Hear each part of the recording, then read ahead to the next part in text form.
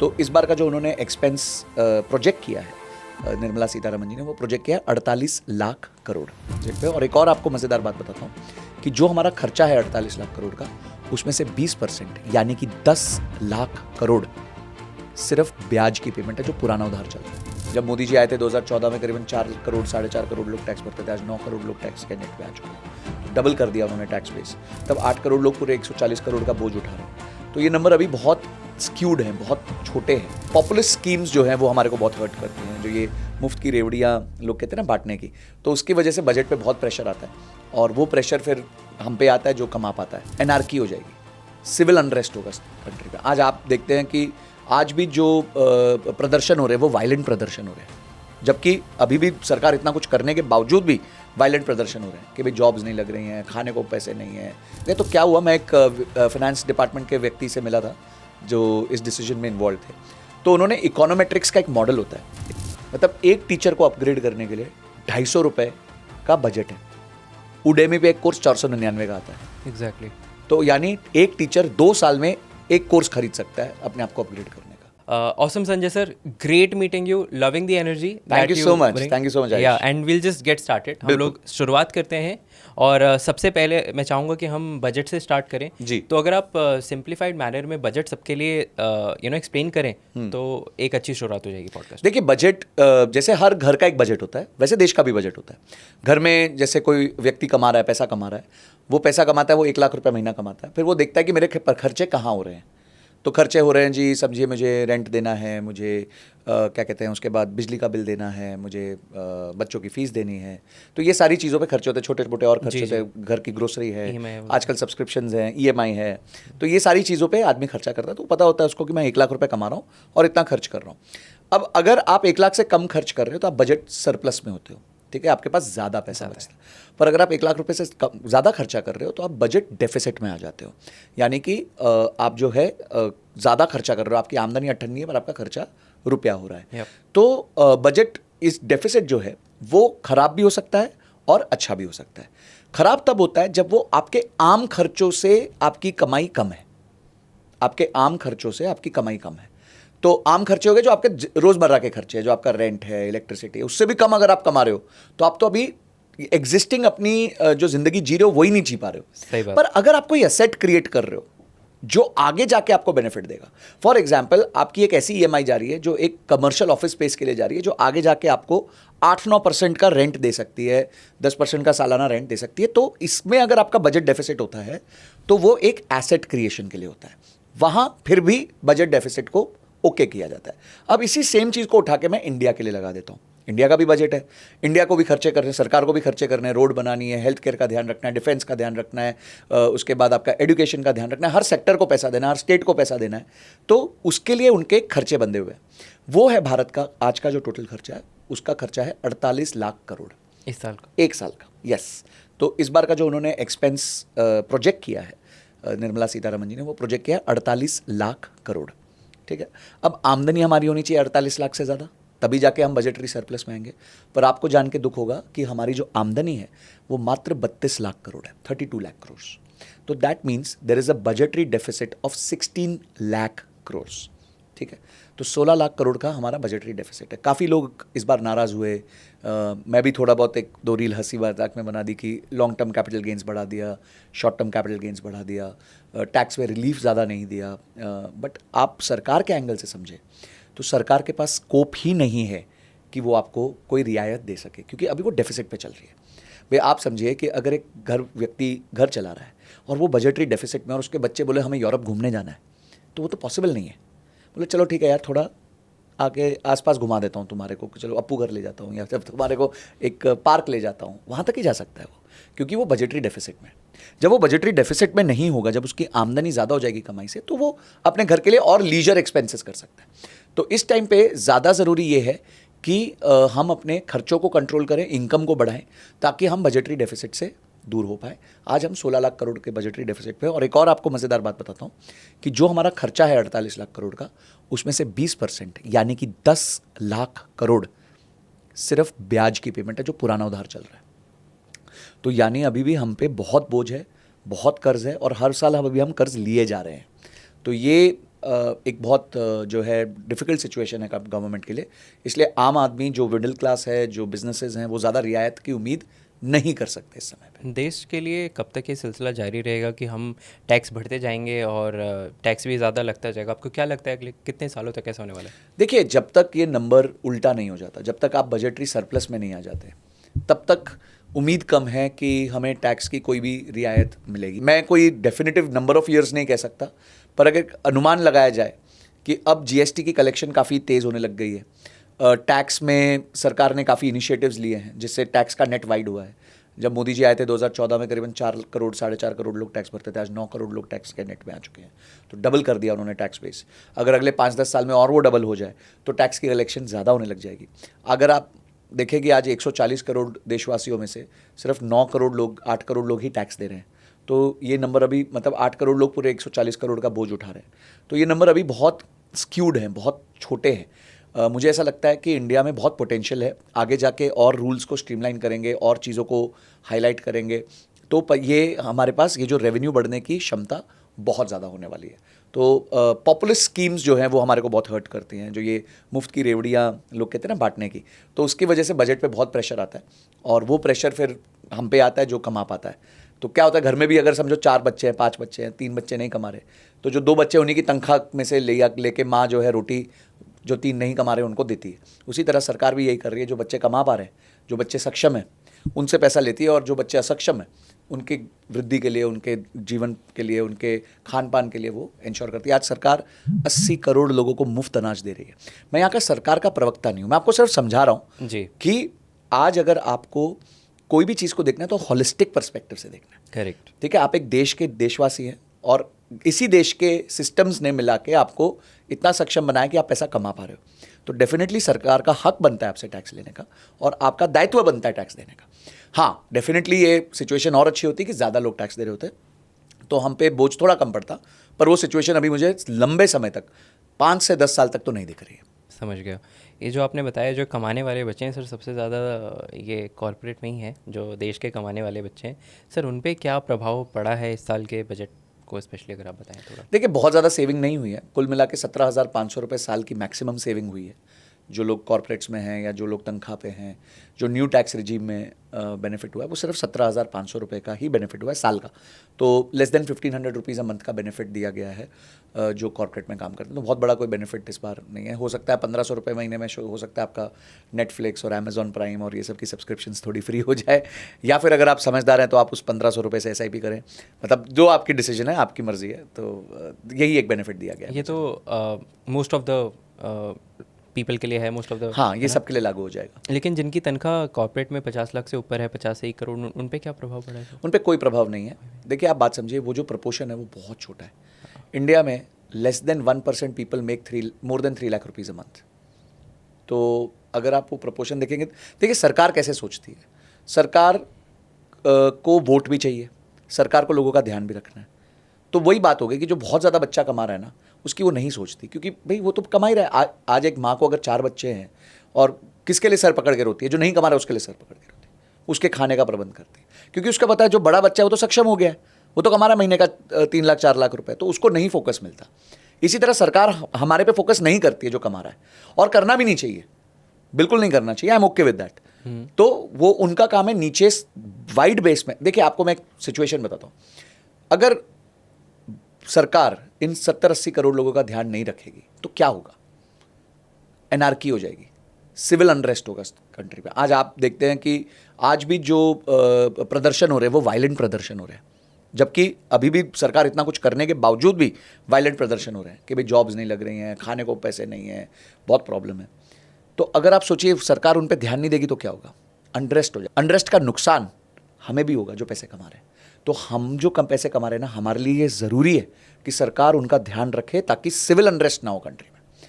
तो ये बहुत डीप चीज़ें हैं मैं आपको जो बता रहा हूँ, और इनका बहुत डीप मीनिंग है। सिर्फ अब्यूज़ करना कि यार सरकार ध्यान नहीं दे रही, हमारे को तो लूटे जा रही है, मस्ती करना, मजाक करना अलग बात है। पर अगर आप सरकार के पर्सपेक्टिव से देखें तो they have a lot to do and we have to support them. सही बात है, जो सक्षम है उनको एक पेशेंस रखना चाहिए। अगर वो चाहते हैं कि देश का भी विकास हो, और सारी चीज़ें अच्छे से चलें, ग्रोथ के हिसाब से चलें। एट द सेम टाइम अगर हम देखते हैं कि सर एक बहुत अच्छा डिसीजन लिया गया है गोल्ड को लेके, इम्पोर्ट ड्यूटी जो है 15 से अपना 6% की गई है, उससे मुझे लगता है स्मगलिंग काफ़ी हद तक Yes, कम हो जाएगी। आपका yes. क्या विचार है इस पे? देखिए, भारत में जितना माल इंपोर्ट होता है गोल्ड का, उसका करीबन 40 to 50% स्मगल भी होता है। तो अगर 700-800 टन के आसपास का इंपोर्ट है तो 300-400 टन का स्मगल भी है। अब 300-400 टन पे सरकार का सीधा 15% का नुकसान हो गया, ठीक है, और उससे ब्लैक मनी सर्कुलेशन हो गया, बहुत सारी प्रॉब्लम्स क्रिएट हो जाती हैं सरकार के लिए। तो ये जो उनका लॉस हो गया, तो क्या हुआ, मैं एक फाइनेंस डिपार्टमेंट के व्यक्ति से मिला था जो इस डिसीजन में इन्वॉल्व थे। तो उन्होंने इकोनोमेट्रिक्स का एक मॉडल होता है, इकोनोमेट्रिक्स का एक मॉडल ये कहता है कि कौन सा वो पॉइंट है जहां पे स्मगलिंग अनवायबल हो जाएगी। देखिए क्या होता है, जब स्मगलिंग में 15% बच रहा होता है तो आदमी कहता है यार मैं 4-5% का खर्चा कर दूंगा, किसी को कुछ ऊपर नीचे 6% खिलाना पिलाना है, कुछ करना है, कुछ नहीं करना है, तो मैं वो खर्चा करूंगा और मैं इंपोर्ट कर लूंगा। तो वो जो खर्चा निकला ना, वो खर्चा निकला 6% के आसपास। तो उन्होंने कहा भाई अगर 6% का खर्चा है तो उतना कम कर दो, तो स्मगलिंग अनवायबल हो जाएगी। अनवायबल हो जाएगी। ठीक है, तो उन्होंने स्मगलिंग को ऑलमोस्ट अनवायबल कर दिया। अब स्मगलिंग अनवायबल हो गई तो गवर्नमेंट का रेवेन्यू और ऑफिशियली उनको दिखेगा कम हो गया, पर वो ये पॉइंट है जहां पे स्मगलिंग अनवायबल हो गई और उनका रेवेन्यू मैक्सिमाइज हो गया। तो ये पॉइंट निकलता है इकोनोमेट्रिक्स के मॉडल से, और वो इकोनोमेट्रिक्स के मॉडल से वो पॉइंट निकला, और मुझे लगता है ये काफ़ी अच्छा डिसीजन है। उससे सरकार को ज़्यादा क्या कहते हैं क्लैरिटी मिलेगी गोल्ड को लेकर, बिकॉज बहुत सारा काला धन जो है वो गोल्ड के फॉर्म में भी सेव्ड है, और gold is the most unproductive asset in this country. आज हमारे पास 25,000 टन का गोल्ड है हमारे घरों में, हाउस होल्ड गोल्ड जिसे कहते हैं, 25,000 टन का। आपके घर पे समझिए मैं कहता हूँ 100 ग्राम गोल्ड है, तो वो 100 ग्राम गोल्ड पड़ा हुआ है, कोई प्रोडक्टिव उसकी यूज़ नहीं है। नहीं हो पर यही गोल्ड अगर सिस्टम में आ जाए तो वो बैंकों में जाके उससे पैसा क्रिएट होगा, वो व्यापारियों को जाएगा, व्यापारी आगे इनकम अपॉर्चुनिटीज़ क्रिएट करेंगे, बैंक को ब्याज देंगे, बैंक की कमाई होगी, लोगों को हायर करेंगे, उनकी कमाई होगी, देश में एक पॉजिटिव मोमेंटम क्रिएट होगा। Correct. पर यही प्रोडक्ट घर पे जब असेट बढ़ जाता है तो it is unproductive for the country. Sir मैं चाहूँगा थोड़ा आप और एक्सप्रेस करें कि लोग, आम जनता कैसे गोल्ड में इन्वेस्ट कर सकती है, क्या सही तरीके हैं, स्पेशली नाउ दैट कि उनकी ज़्यादा, एक तो गोल्ड की प्राइस भी थोड़ी कम हो जाएगी, तो हाँ, थोड़ा इम्पैक्ट आएगा। अब क्या किस तरीके से वो लोग इन्वेस्ट कर सकते हैं? देखिए, गोल्ड में इन्वेस्ट करने के 2-3 विकल्प हैं। एक तो है वो स्टैंडर्ड विकल्प भी, जाओ और अपना कॉइन उठा लो, या अगर आपको ज्वेलरी का शौक है तो ज्वेलरी ले लो, बट वो इनएफिशिएंट तरीका है, क्योंकि एक तो आपको फिजिकल गोल्ड लेना पड़ता है। अगर आप ज्वेलरी करते हो तो उसमें तो 8-10% मेकिंग चार्जेस लग जाते हैं, 2-3% का 3% GST लग जाता है। उसके अलावा आपका फिर आपको बैंक लॉकर चार्जेस देने हैं, या घर पे आपको उसको संभाल के रखना है, उस पर किसी प्रकार का आपको ब्याज नहीं मिल रहा है, और जब आप वापस करने जाते हो तो फिर से उसकी मेल्टिंग में आपको लॉस हो जाता है। तो एक अगर निवेश, देखिए अगर आप अपने फ़न के लिए पहन रहे हैं, अगर मैंने कोई ब्रेसलेट पहना हुआ है तो मेरे फ़न के लिए, फिर वो मेरा निवेश नहीं है। ठीक है, वो बढ़ रही है वैल्यू, वो ऑटोमेटिक है, पर वो मेरे लिए एक निवेश नहीं है। मैंने उसके एंगल से कभी खरीदा ही नहीं था, मैंने उसको एक ऑर्नामेंटल यूज़ के लिए खरीदा था। तो अगर आप निवेश के एंगल से खरीद रहे हैं तो निवेश के एंगल से सबसे जो अच्छा रूट है वो सॉवरेन गोल्ड बॉन्ड है। उसमें एक ही चीज़ है, आपका 5 साल का मिनिमम लॉक इन है, 8 साल का बॉन्ड होता है, 5 साल का लॉक इन होता है। तो अगर आप सॉवरेन गोल्ड बॉन्ड लेते हैं जो साल में 4 बार आता है, सरकार देती है, और उसमें सरकार आपको 2.5% का ब्याज भी देती है, आपको कोई मेकिंग चार्जेस नहीं है, आपको कोई GST नहीं देना, अंडरलाइंग प्राइस गोल्ड का चल रहा होता है, गोल्ड में जो वृद्धि हो रही होती है वो आपको बेनिफिट मिलता है, उस पर कोई टैक्स नहीं लगता। तो पिछली जो फर्स्ट सीरीज़ आई थी SGB की, उसने करीबन सालाना 12 से 13% का रिटर्न दिया था, तो एक बहुत अच्छा रिटर्न माना जाता है मेरे हिसाब से। तो आई थिंक अगर किसी व्यक्ति को भी इन्वेस्ट करना है गोल्ड में, तो sovereign gold bond is the right method to invest. Beautiful. तो क्या सर अब FD वाले पैसे इधर शिफ्ट कर दिए जाए? नहीं, देखिए मैं इसमें एक आपको फ्रेमवर्क दे देता हूँ। आपके पास आप सिंगल हो आयुष, तो आपके पास आपके खर्चों का 6 महीने का FD होना चाहिए, वो कहीं और नहीं डलना चाहिए, ना कोई म्यूचुअल फंड में डलना चाहिए, ना कोई गोल्ड में डलना चाहिए, ना कोई एसेट में नहीं। वो ऐसा पैसा होना चाहिए कि रात को 12 बजे भी चाहो बटन दबाओ पैसा घर आ जाए। करेक्ट। क्योंकि वो इमरजेंसी का पैसा है। तो पहले आप इमरजेंसी के पैसे को सेपरेट कर लो। अगर आप सिंगल हो तो 6 महीने के एक्सपेंसेस, अगर आप फैमिली हो तो 12 महीने के एक्सपेंसेस आपके पास हमेशा रहने चाहिए, जिसे हम रनवे कहते हैं। ठीक है, रनवे में भी मैं आपको बताता हूँ, एक सेस्ना का प्लेन होता है, सेस्ना छोटा प्लेन होता है, उसको छोटा रनवे चाहिए।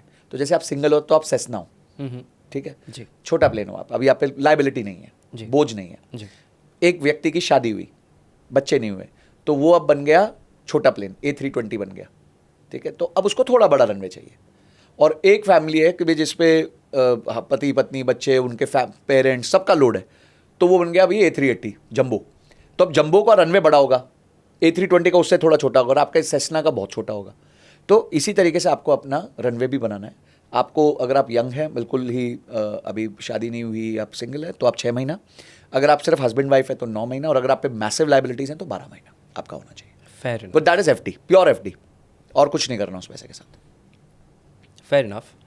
सर हमने देखा है कि हेल्थ केयर और फार्मा सेक्टर पे भी काफ़ी बजट एलोकेशन किया गया है, तो सर इससे क्या इम्पैक्ट आएगा हमारी नेक्स्ट फ्यू ईयर्स और इकोनॉमी में और मार्केट में भी? देखिए, हेल्थ केयर पे आज भी हम 2% के आसपास का बजटरी एलोकेशन करते हैं। यूएस में, चाइना में ये नंबर्स 12-12, 14-14% से ऊपर है। तो हमारा जो हेल्थ केयर पे फोकस है वो बहुत कम है, बहुत कम है, कम नहीं है, बहुत कम है। एजुकेशन पे भी बहुत कम है। मैं आपको मज़ेदार डेटा देता हूँ, इंडिया में 1 करोड़ से ज़्यादा टीचर है, और टीचर ट्रेनिंग के लिए 250 करोड़ का बजट एलोकेट होता है। टीचर ट्रेनिंग मतलब टीचर को अपग्रेड करने के ऑफ लिए। कोर्स। तो 250 करोड़ डिवाइड बाय 1 करोड़ इस 250 रुपया, मतलब एक टीचर को अपग्रेड करने के लिए 250 रुपये का बजट है। उडेमी पे एक कोर्स 499 का आता है। एग्जैक्टली। तो यानी एक टीचर 2 साल में एक कोर्स खरीद सकता है अपने आप को अपग्रेड करने का। तो अभी भी जो एलोकेशंस है बजट में वो बिल्कुल नहीं है एजुकेशन हेल्थ केयर, बिल्कुल नहीं है। मतलब they are 1/10 of what developed countries and a country like Vietnam is spending on education and healthcare. We are 1/10 of them, 1/10. वो 10 रुपये खर्च करते हैं, हम 1 रुपये खर्च करते हैं, तो हम कहाँ उनको मैच कर रहे हैं इस टाइम पे? तो अभी इंडिया में ये बहुत, और इसका रीज़न क्या है? क्योंकि 10 लाख करोड़ तो ब्याज पे जा रहा है। अब वो 10 लाख करोड़ तो ब्याज चला जाना ही जाना है ना, आप तो कुछ कर ही नहीं सकते उस पैसे का। तो इसलिए अभी भी इंडिया में ये बजटरी एलोकेशंस अच्छे नहीं है। ठीक है, health care, private health care बढ़ रहा है क्योंकि रिक्वायरमेंट तो है ही है, इंश्योरेंसेज बढ़ रही हैं, बट इन गवर्नमेंट का एलोकेशन मेरे को नहीं लगता कि एक बहुत अच्छा एलोकेशन है अभी भी हेल्थ केयर पर और एजुकेशन पे। फेयर इनफ, समझ गया। That makes sense sir. मतलब of course it's a very transparent message that you have shared. Sir Ridham Desai जो मॉर्गन स्टैनली के एमडी हैं, उन्होंने कहा कि ये जो हमारा इस साल का जो बजट है ये मैक्रो स्थिरता वाला बजट है। सर इसको आप थोड़ा एक्सप्रेस करना चाहेंगे कि इसका क्या अर्थ है और what did he meant by that? See, macro स्थिरता का मतलब क्या होता है कि जैसे आज सबसे बड़ा बर्निंग इशू क्या है सरकार की प्रायोरिटी लिस्ट में? टॉप, अगर आप बजट देखेंगे, आपके बजटरी एलोकेशन से ना आपकी नेचर पता चल जाती है। ठीक है, अगर मैं आपका बजट देखूं कि अगर आप महीने के 50,000 रुपये खर्च करते हो, तो आप 50,000 कहाँ खर्च करते हो? मुझे दिखता है भाई आपके तो सब्सक्रिप्शन पे ज़्यादा पैसे जाते हैं, जोमेटो पे बहुत पैसे जाते हैं, मतलब ये लड़का बाहर का बहुत खाता है। ठीक है, सब्सक्रिप्शन पे जाता है, यानी ये कंटेंट बहुत कंज्यूम करता है। ठीक है, इसी तरह अगर मैं आपका फ़ोन का बजट देखूँ कि आप 7 घंटे अगर फ़ोन पे हो तो कहाँ कहाँ आपका टाइम सबसे ज़्यादा जा रहा है, तो उससे मुझे आपकी नेचर बिहेवियर का पता चलता है। इसी तरह देश के बजट से आपको देश का ऑब्जेक्टिव क्लियर होता है। अगर आप हमारे देश का ऑब्जेक्टिव इस बजट से आइडेंटिफाई करना चाहें तो वो सिर्फ और सिर्फ जॉब क्रिएशन था, सिर्फ और सिर्फ जॉब क्रिएशन था। तो जब रिदम देसाई जी ये कह रहे हैं कि इट वाज मैक्रो स्थिरता का है, तो मैक्रो स्थिरता कैसे आएगी जब एनआरकी नहीं होगी? मैं शुरुआत में भी ये बात बोली थी कि हमें इंश्योर करना है कि जो नीचे के 70-80 करोड़ लोग हैं वो एनआरकी ना करें, नहीं तो सिविल वॉर होने की स्थिति हो जाएगी। क्योंकि आदमी अगर उसका पेट भरा नहीं होता ना तो वो तलवार उठा लेता है। ठीक है, तो जो स्थिरता हमें चाहिए मैक्रो में वो सिर्फ तब आ सकती है जब जॉब क्रिएशन होगी। तो जॉब क्रिएशन के लिए जितना सरकार कर सकती थी इस बजट में उन्होंने जम के किया है। आपको इंटर्नशिप कंपलसरी करा दी बड़ी बड़ी कंपनीज को, उनको भी सहूलियत दी कि भाई आप इंटर्नशिप का पैसा अपनी जेब से मत दो, CSR फंड का 10% यूज़ कर लो। करेक्ट। ठीक है, तो आप पे बोझ नहीं डाल रहे हैं हम। 5,000 रुपये महीने की इंटर्नशिप है, 6,000 वन टाइम का बेनिफिट है सारे लोगों को जो करके आते हैं। एक तनख्वाह 15,000 रुपये तक की सरकार देगी न्यू ज्वाइनिंग की, जिसकी भी तनख्वाह 1 लाख से कम है, एक तनख्वाह सरकार देगी। तो सरकार बोल रही है, मतलब एक ज्वाइनिंग बोनस दे रही है एक तरीके से एम्प्लॉय के लिए। तो ये क्यों कर रही है? क्योंकि उनको दिख रहा है नीचे यूथ अनएम्प्लॉयड हो रहा है, सरकार के पास वैकेंसीज नहीं है। अगर वैकेंसी है तो सरकार के पास बजट नहीं है। कर्नाटका की सरकार, बंगाल की सरकार रो रही है कि उनके पास पैसे देने को नहीं है। गलती उन्हीं की है। बसों को फ्री कर दो, इसको फ्री कर दो, उसको फ्री कर दो, सब कुछ फ्री कर दो, फिर तुम सरकार के पास जाओगे कि भाई मेरे को तो पैसे नहीं है। कैसे होंगे? आपको अपना स्टेट का बजट मैनेज करना है। तो ये मैक्रो स्थिरता का मतलब है कि हमें एम्प्लॉयमेंट इस देश में क्रिएट करनी है, नहीं तो बहुत बड़ा प्रॉब्लम हम लेके बैठेंगे। जॉबलेस ग्रोथ से ग्रोथ सस्टेनेबल नहीं होगी, सिविल अनरेस्ट हो जाएगा। Got it. I again appreciate you being very very honest about it, क्योंकि ये सारी चीज़ें बहुत ज़रूरी हैं डिस्कस करना। इन बातों पे चर्चा होनी चाहिए और बार बार होनी चाहिए, एक बार ही नहीं होनी चाहिए। सर अब आप एसएमईज़ को बहुत क्लोजली एडवाइस करते हैं और हंड्रेड्स ऑफ एसएमईज़ के साथ आप काम कर रहे हैं रेगुलर बेसिस पे। सर उन पे क्या प्रभाव आया है इस बजट से, अगर आप बताना चाहें? देखिए उनके लिए 2-3 चीज़ें बहुत अच्छी हुई हैं। क्या था कि पहले ना बैंकों का टोटल लोन वो कैसे देते हैं आरबीआई की गाइडलाइन के हिसाब से होता था। तो आरबीआई ने बोला ये चीज़ें देखनी है आपको, इसके बेसिस पे आप लोन दे सकते हो। अब उससे क्या होता था, बैंकों का जो मोशन था वो रिस्ट्रिक्ट हो गया। मतलब आपने बैंक को बॉक्सिंग करने के लिए भेज दिया और उनके हाथ पीछे टाई कर दिया, वो कहाँ से बॉक्सिंग करेगा। तो इस बार सरकार ने कहा है कि आप अपना पर्सनल फ्रेमवर्क निकाल सकते हो जिससे आप छोटे व्यापारी को उधार दे सकते हो। पर्सनल फ्रेमवर्क निकाल सकते हो जिससे आप छोटे व्यापारी को उधार दे सकते हो, बट उसमें जो टर्नओवर्स हैं या नंबर्स हैं वो डिजिटली कैप्चर होने चाहिए। तो यानी जो छोटे ठेले भी थे, अगर वो फ़ोन पे या फिर ये यूपीआई से पैसा ले रहे हैं, तो आज उनकी सक्षमता बन गई है लोन लेने की बैंक से। क्या बात है। क्यों? क्योंकि वो डिजिटली अपने आप को एनेबल कर चुके हैं। एक छोटे किराने की दुकान है, उसने एक पॉस मशीन रखी हुई है। उस पॉस मशीन के माध्यम से वो आज बिलिंग करता है और उसी से वो यूपीआई से पेमेंट लेता है। तो आज उसकी सक्षमता हो गई है कि उसको एक छोटा लोन 10-20 लाख रुपए का लोन मिल सकता है।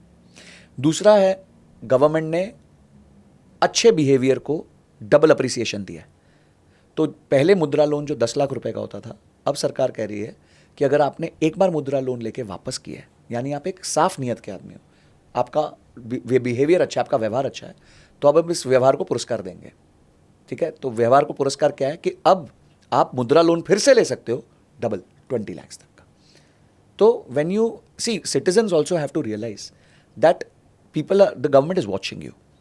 If you are good with your behaviour, you will be rewarded, you will be appreciated. तो ये दे दिया, सरकार ने बहुत अच्छा रिवॉर्ड दिया कि मुद्रा इमीडिएटली डबल कर दिया। तीसरी चीज़ जो एसएमई के लिए अच्छी हुई है वो ये हुई है कि सरकार कह रही है कि अगर आप किसी को हायर करते हो तो पहली सैलरी 15,000 तक की वो दे देंगे। तो इससे थोड़ा सा हायरिंग में भी बूस्ट आएगा। तो आई थिंक ये 3 चीज़ें हैं जो एक छोटे व्यापारी के लिए अच्छी हुई हैं। बाकी छोटे व्यापारियों का मुझे तो ऐसा लगता है, मेरा पर्सनल सलाह ये होगी, और मैं जितने लोगों के साथ काम करता हूँ मैं एक ही चीज़ देखता हूँ कि वो थोड़ा फाइनेंशियल मैनेजमेंट में कमज़ोर होते हैं, तो फाइनेंशियल मैनेजमेंट ज़रूर सीखें।